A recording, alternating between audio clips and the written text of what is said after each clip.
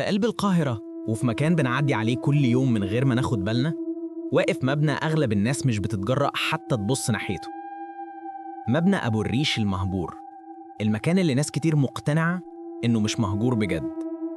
ما تنساش تعمل لايك وتشترك في القناة وتفعل الجرس علشان القصة الجاية أقوى بكتير.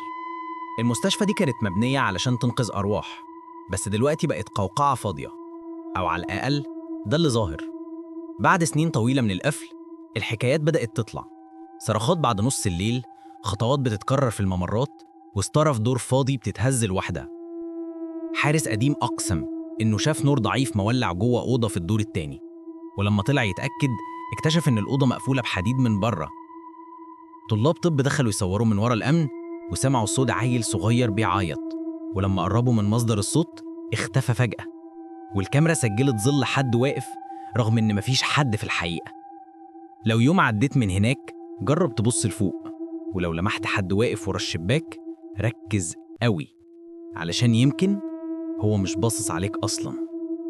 عايز أماكن مرعبة تانية؟ اشترك دلوقتي. مصر فيها أماكن الخوف فيها مش مجرد حكاية.